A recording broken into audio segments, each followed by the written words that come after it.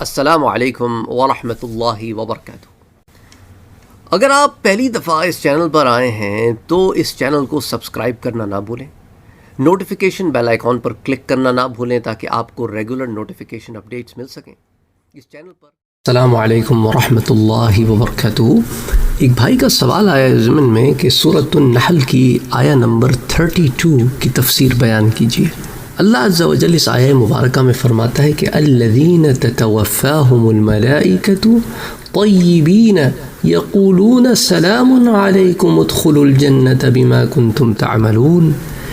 کہ ان کی کیفیت یہ ہے کہ جب فرشتے ان کی جانیں نکالنے لگتے ہیں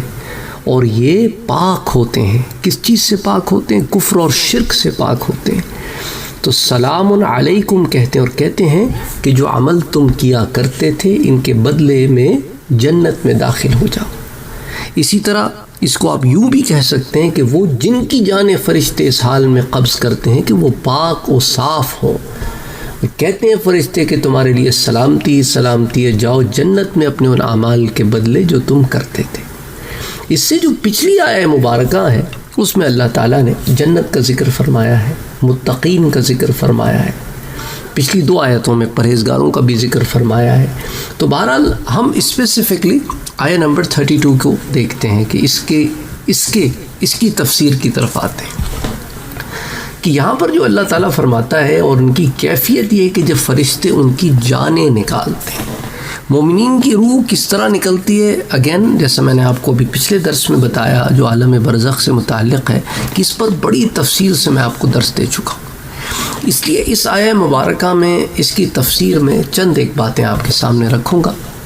جس میں اللہ تعالیٰ نے پہلے فرمایا کہ متقین کو اسی طرح جزا دیتا ہے، یعنی کہ تقویٰ کی جزا ہے۔ پھر اللہ نے متقین کی صفت بیان کی کہ متقین کی جب فرشتے روحیں قبض کرتے ہیں تو اس وقت وہ پاکیزہ ہوتے ہیں۔ یہ اس کے مقابلے میں ہے کہ جب فرشتے کافروں کی روحیں قبض کرتے ہیں تو وہ اپنی جانوں پر ظلم کرنے والے ہوتے ہیں۔ امام راضی رحمۃ اللہ علیہ فرماتے ہیں کہ اللہ تعالیٰ نے جو فرمایا کہ متقین اس وقت پاکیزہ ہوتے ہیں، طیبین ہوتے ہیں، تو یہ ایک جامع کلمہ ہے جو بہت معنی اپنے اندر رکھتا ہے، with lots of meanings۔ اس کا معنی یہ ہے کہ اللہ تعالیٰ نے جن کاموں کا حکم دیا متقین نے وہ تمام کیے، اور جن کاموں سے منع کیا وہ ان تمام کاموں سے بچے رہے، اور وہ پاکیزہ اخلاق سے مزین تھے اور برے اخلاق سے بچتے تھے، اور وہ نفسانی اور جسمانی لذتوں سے خالی اور روحانی لذتوں سے بھرے ہوئے تھے۔ اور یہ طیبین میں یہ معنی بھی داخل ہے کہ اللہ تعالیٰ نے جس وقت ان کی روح قبض کی اس وقت ان کو جنت کی بشارت بھی دی، گویا کہ وہ اس حال میں جنت اور اس کی نعمتوں کا مشاہدہ کر رہے تھے،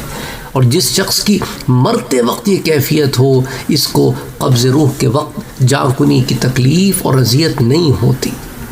اور اکثر مفسرین کی یہی رائے ہے کہ فرشتے متقین کی روحیں جس وقت قبض کرتے ہیں اس وقت وہ طیب و طاہر ہوتے ہیں،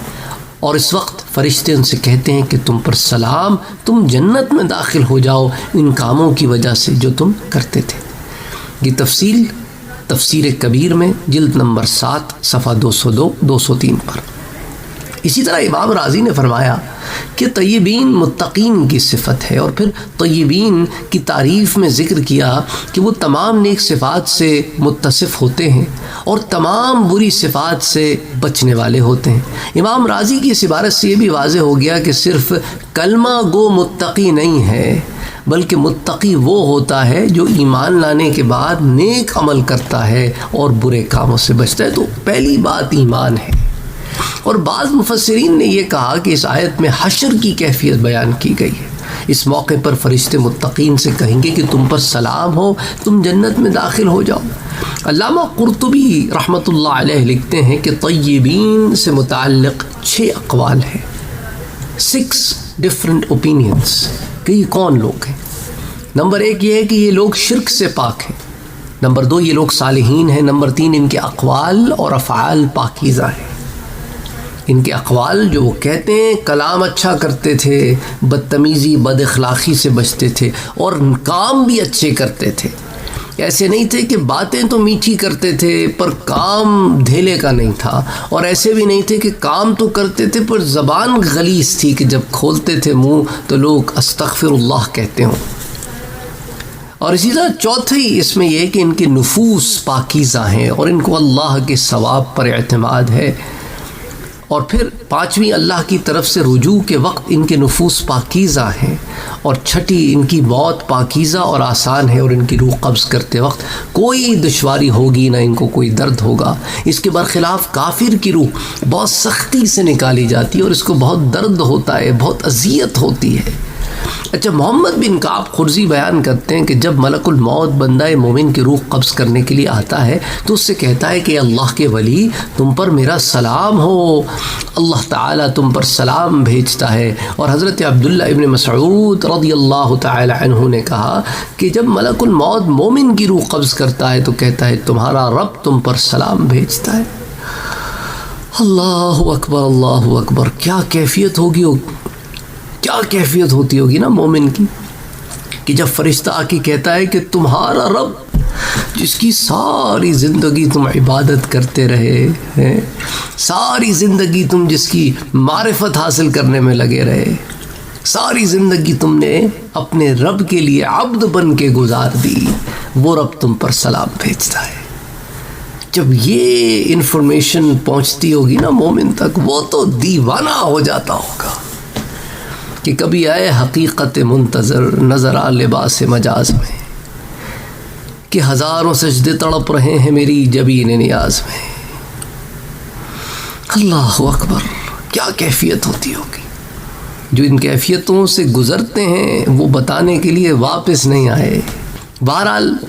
ان تفصیلات کو علامہ قرطبی کی ان آراء کو، حضرت عبداللہ ابن مسعود کی اس کے اس قول کو، محمد بن کعب قرظی کے اس قول کو الجامع للاحکام القرآن کے جز نمبر 10 صفحہ نمبر 92 پر بیان کیا گیا۔ تو اب اس سے ہمیں بہت ساری باتیں پتہ چلتی ہیں متقین کے بارے میں، کہ متقی کون ہوتا ہے۔ وہ ہر چھوٹی چھوٹی نیکی کرتا ہے اور ہر چھوٹی سے چھوٹی برائی سے بچتا ہے، تو اس لیے ان کے لیے انعام بھی ویسا ہی ہے۔ خوف خدا ہر وقت ان پر طاری رہتا ہے۔ متقی وہی لوگ ہوتے ہیں کہ فرشتے ملک الموت کے تمام معاون ساتھی بندوں کی طیب طاہر حالت میں ان کو وفات دیتے ہیں۔ وہ اس طرح کے اعمال صالحہ عبادات شرعیہ سے ان کا ظاہر بھی اور ان کا باطن بھی طیب ہوتا ہے، اور دنیا کی فکروں، خواہشوں، الجھنوں سے ان کا دل پاک ہوتا ہے، اور لمبی امیدوں سے، دولت کے چکروں سے ان کا دماغ وہاں جاتا ہی نہیں،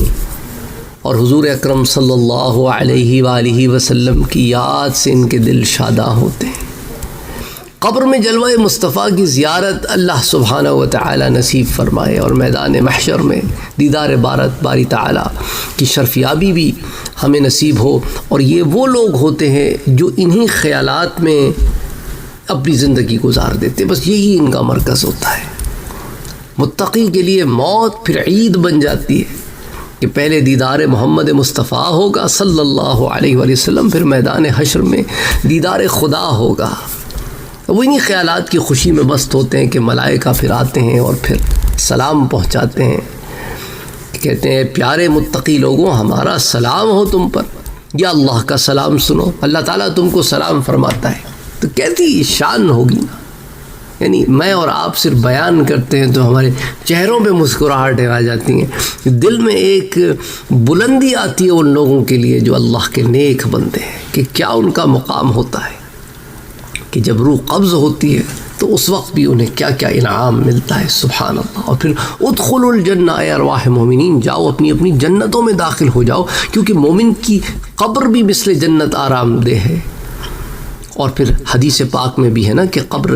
مومن کی جو قبر ہے وہ جنت کی، اس میں کھڑکی کھول دی جاتی ہے اور قبر میں ہی جنت کا رزق پیش کیا جاتا رہتا ہے، اور تا قیام قیامت